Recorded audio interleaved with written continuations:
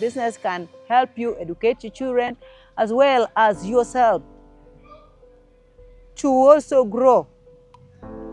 I personally, I grew up as an orphan, but they say when you are above 18 years, you are not an orphan. So right now, I'm not an orphan. Through my business, I'm taking care of 15 people in the family, but I find it not very difficult because I'm able to get something out of my business every day. When things are tough, I pray to God, but I've never given up. I started my business in 2017 up to now. I am still doing my business.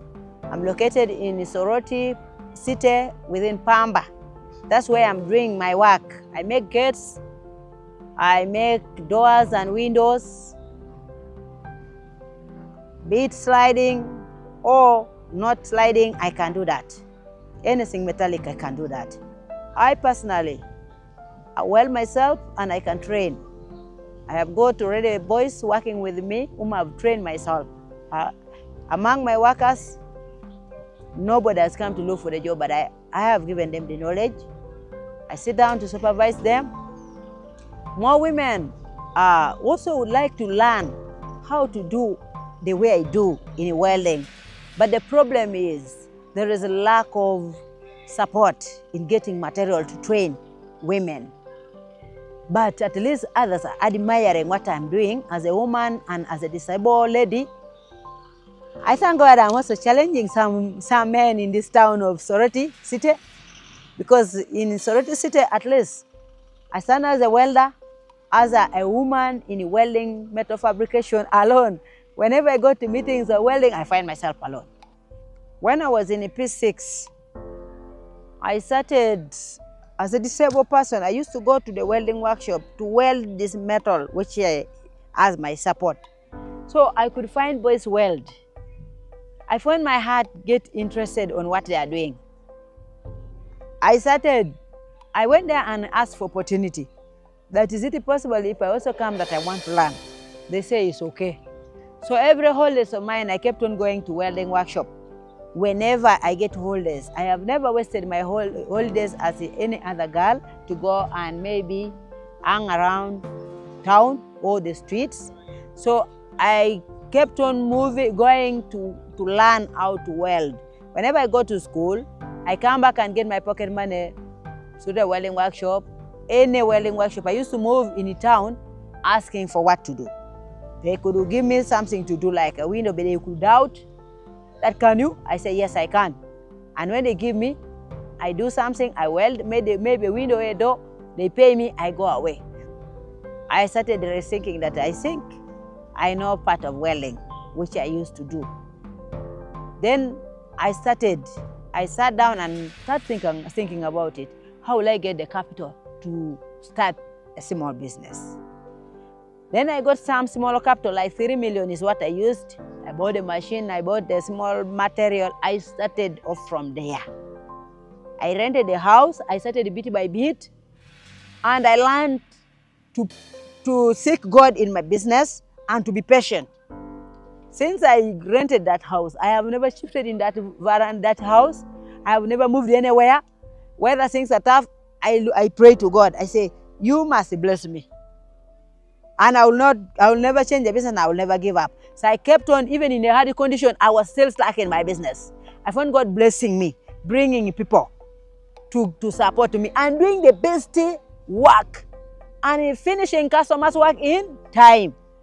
Another thing is to be faithful with the customers' money.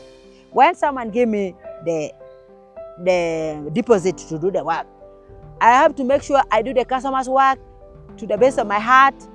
When I love it, first, whatever I get as a difference is mine.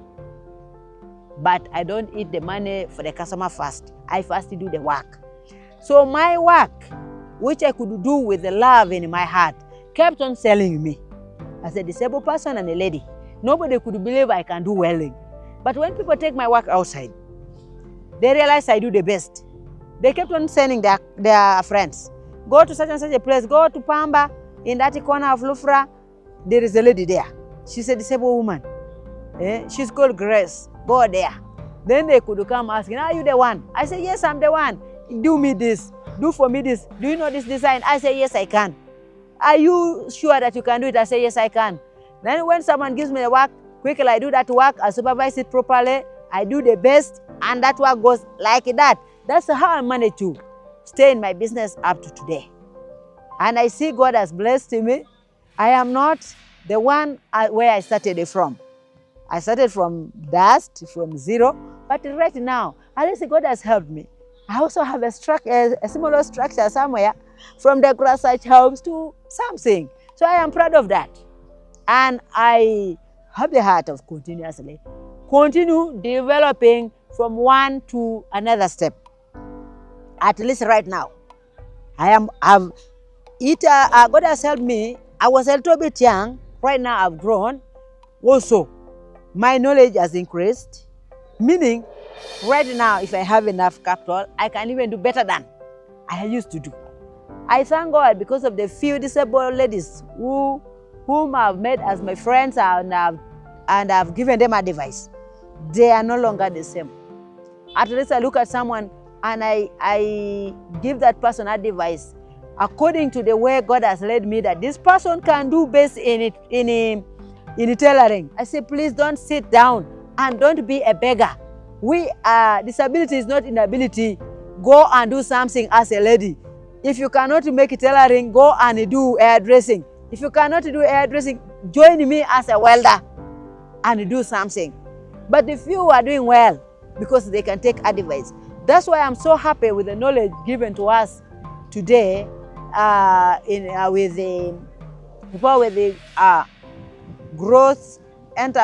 growth project and Uganda enterprise. It has at least encouraged us and added more knowledge. For me, I'm proud.